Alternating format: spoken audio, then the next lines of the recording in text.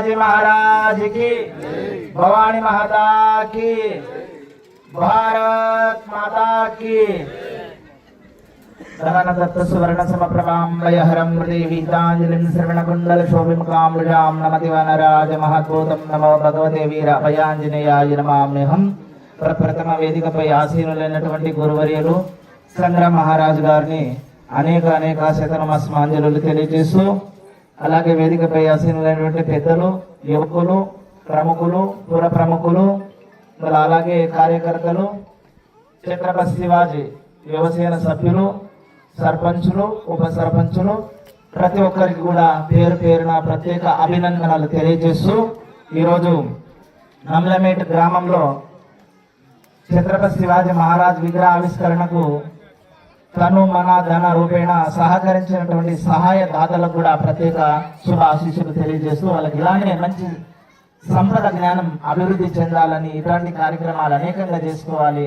హిందూ ధర్మం పట్ల, మన సంస్కృతి పట్ల, మన సాంప్రదాయాల పట్ల అనేకమైన విశ్వాసములు మనందరికీ ప్రేమపూర్వకంగా దయాహృదయమైనటువంటి భక్తి చైతన్యాన్ని ఆ దేవాది దేవుడైనటువంటి పరమేశ్వరుడు మనకు ప్రసాదింపజేయాలని ఇట్లాంటి శివాజీ మహారాజ్ విగ్రహాన్ని ఆవిష్కరణ చేసుకున్నందుకు మనం ఎంతో ధన్యులం. ఎందుకంటే నాటి నుంచి మనం అక్కడ విగ్రహానికి ఆవిష్కరణ లేకముందు జెండా ఎగరేసుకునే వాళ్ళం, అక్కడక్కడ జెండాను చూసి సంబరపడే వాళ్ళం. కానీ ఈరోజు విగ్రహం చూసి ఆనందపడుతున్నాం అంటే మీ ఇంట్లో కూడా ఒక్కొక్క శివాజీ మహారాజు తయారైతుందని అనిపిస్తుంది. ఇక్కడికి వెళ్ళి చూస్తే, వేదిక ద్వారా చూస్తే ఒక్కొక్క శివాజీ మహారాజు ఒక్కొక్క ఇంట్లో తయారు చేస్తారేమో. నమ్మలమెట్లని చూస్తే ఇంత చిన్న గ్రామం అయినప్పటికీ కూడా మీరు ఎంత శ్రద్ధ శక్తితో పెట్టించిందంటే ఆ శివాజీ మహారాజు మీ హృదయం లోపల నివాసమై ఉన్నాడు అనమాట. మీ తను లోపల, మీ మనసు లోపల, మీ ధనము లోపల ఆయన ఎప్పుడో పాలు పంచుకొని ఉన్నాడు. కాబట్టి ఆ కార్యక్రమం అక్కడ నిగ్రహం అయింది, విగ్రహం కూర్చుంది, మీకు విజయం జరుగుతుంది. ఇది అందరూ మీ విజయం కాదు, మన గ్రామస్తులందరి విజయం. విగ్రహాన్ని ఆవిష్కారం చేసుకోవడం మనందరి విజయం అన్నమాట. అయితే ఈ విగ్రహం ఎంత నిగ్రహం కలిగి ఉందో మనలో శక్తి చైతన్యం కూడా అంతే నిగ్రహం కలిగి ఉండేటటువంటి యొక్క శక్తిని మనం సంపాదించుకోవాలి. అప్పుడు మాత్రం విగ్రహం పెట్టుకున్న దానికి మనం విజయం సంపాదించిన వాళ్ళం అవుతాము. ఇప్పటి వరకు ఎవరి కర్తవ్యం వారు చేసేలాగా, ఎవరి కర్తవ్యాన్ని వాళ్ళు నిర్వహించాలన్నట్టుగా మన కర్తవ్యం మనం నిర్వహించకపోతే మనం మనుషులం కాము. మనిషి యొక్క కర్తవ్యం మనిషిలాగా నడవడము, మనిషిలాగా ఉండడము, మనిషి యొక్క లక్షణం నడవడమే మానవ ధర్మానికి, మానవ మనుగడ జీవనానికి, సత్యానికి పునాది రాళ్లు వేసినటువంటి యొక్క జీవనం మనుషులకు మాత్రమే ఉంది. జీవుడు ఎన్ని ఉన్నా, ఏమి చేసినా, ఎక్కడ పోయినా, ఏమి అయినా కూడా మనిషి యొక్క మార్గం తెలుసుకొని సునాయాసంగా దాటుకొని దైవాన్ని తన సొంతం చేసుకొని మన విజయాన్ని మనం తెలుసుకోవడమే మనిషి యొక్క ధర్మం. ప్రతి ఒక్కరు ఆలోచన ఏమంటే నేను బాగా బ్రతకాలి, బాగుండాలి, అందరిలో విజయంగా బ్రతకాలనే ఆలోచనే ఉంటుంది. ఎవరికైనా ఖరాబ్ కావాలని ఉంటుందా? ఏమి ఎవరికి ఉండదు కదా. మరి ఎవరికైనా ఖరాబ్ కావాలని ఆలోచన తీసుకోవాలి, ఆత్మవిమర్శ చేసుకోవాలి. ఎవరిని ఖరాబ్ చేద్దామనుకుంటే ఏమవుతాం? మనమే ఖరాబ్ అవుతాం.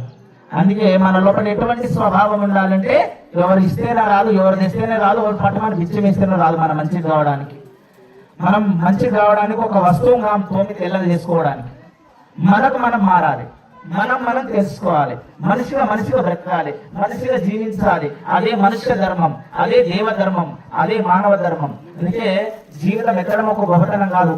ఖర్చులు, కుతంత్రాలతో మన దేశాన్ని దాచుకొని వచ్చినటువంటి విదర్భీయుల నుంచి ఇప్పటిదాకా చూసుకుంటే శివాజీ మహారాజ్ ఎన్నెన్నో చేసిండు. శివాజీ మహారాజ్ చరిత్ర ఉన్నాయి కానీ పుస్తకం లేదు. మన పాఠ్యాంశంలో ఉన్నదా? మన పాఠ్యాంశంలో ఉందా శివాజీ మహారాజ్ గురించి? ఉన్నదా? లేదు. మరి దేశంకు పరిపాలన చేసినోడు, దండయాత్ర చేసినోడు టిప్పు సుల్తాన్లు, ఆ సుల్తాన్లు, ఈ సుల్తాన్లు, ఇంగ్లాండ్ దోసుకపోయిన సుల్తాన్ల చరిత్రలు మనం చదువుకుంటూ వస్తున్నాం. కాబట్టి ఇప్పుడు కూడా మనకు కూడా ఏం గుణం వస్తుంది? సెక్యులర్ గుణం వస్తుంది. అక్కడక్కడ సెక్యులర్ అంటే సిక్కు గుణం. వాడు బాగుపడకూడదు, వీడు బాగుపడద్దు, వాడు బాగుపడాలా, వీడు బాగుపడాలా అని సత్సంకల్పం మనం తీసుకుంటే ఏమైతే సెక్యులర్ గుణం పోతుంది మనకి. ఈ సెక్యులర్ గుణాలు పోయినప్పుడే అందరూ సమానంగా ఉంటారు. సెక్యులర్ అంటే ఏంటి? అంత ఒకటని ఎక్కడ రాసి పెట్టింది లేదు. ఒక మానవుడు, ఒక వ్యక్తి, ఒక వ్యక్తితో నిర్మాణం చేసుకుని నేను ఒకటే అనుకుంటే మాత్రం మాటలు సరిపోతుందా?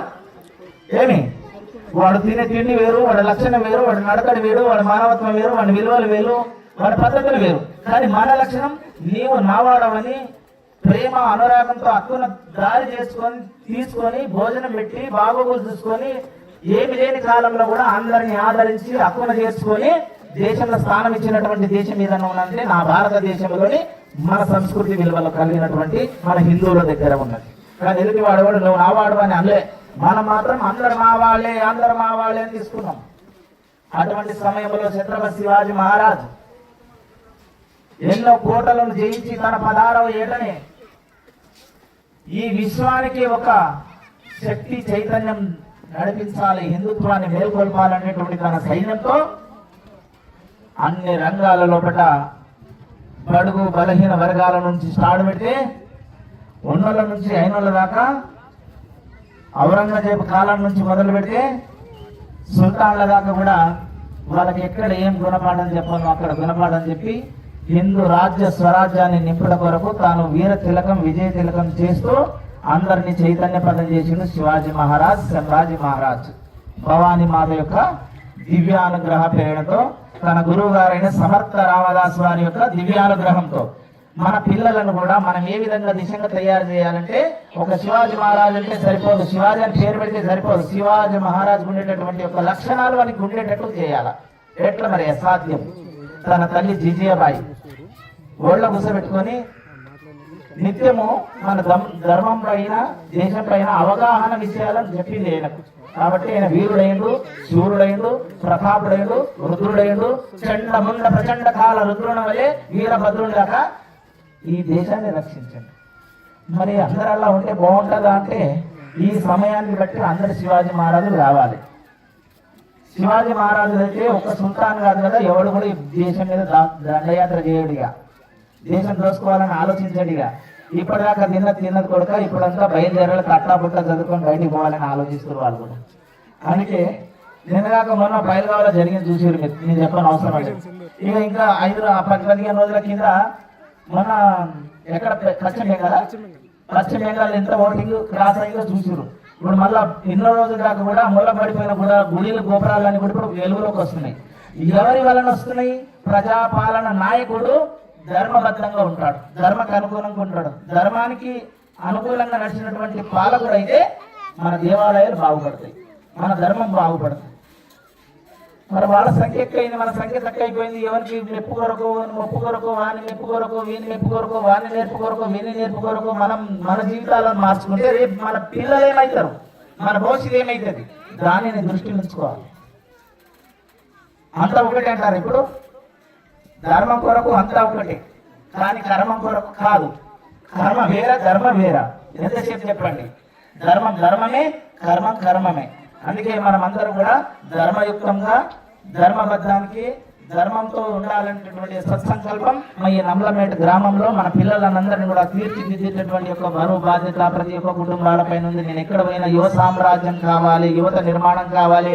ఎవరు ఉంటారు ఇప్పుడు అక్కడ కోటలు చూసిన మహారాజు గారు అన్నారు ఇంతకుముందు, ఇవి కోటలు పేటలు ఇవన్నీ సుస్థిరం కావు కదా, సుస్థిరంగా ఉండేవి కావు కదా, కూలిపోయినవి అని కూడా కూలిపోయింది. మనం కూడా కూలిపోయేటం కదా. వీళ్ళు ఏమన్నా ముళ్ళ మూట సురిగిరాన్నారు, అలా దొరికితే కూడా దొరకదేమని అన్నారు. అంటే ఈ ముళ్ళలు మూటాలు ధనాలు ధాన్యాలు కోటలు ఇవన్నీ శాశ్వతమైనటువంటి కాదు కదా. మన ముళ్ళ మూట ఏంది?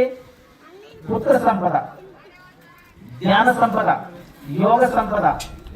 పుత్రై వృత్తై శృతి వృత్తి నిరోధక అంటే పుత్రుల్లో కూడా శృతి కలగాలి. శృతి కలుగుతుంటే శక్తి కలుగుతుంది, శక్తి కలుగుతుంటే యోగ్యం వస్తుంది, యోగ్యం ఉంటే అర్హత ఉంటుంది, అర్హత ఉంటే అధికారం ఉంటుంది. మరి వాళ్ళ అధికారంలో ఉన్నప్పుడు దేశం దోసుకోలేరు, రాసుకోలేరు. మన అధికారాన్ని మనం చేయాలంటే ఎట్లా చేయాలి? వాళ్ళతో వీళ్ళతో కత్తులు కతంత్రాలు నూరి కుత్తులు కుతంత్రాలు పెట్టుకుంటాయి కదా. కాదు, ప్రేమ, అనురాగం, దైవం, జాలి, అనుగ్రహం అందరూ ఒకటి అనేటటువంటి యొక్క ధర్మ మార్గం కొరకు ఉండాలి.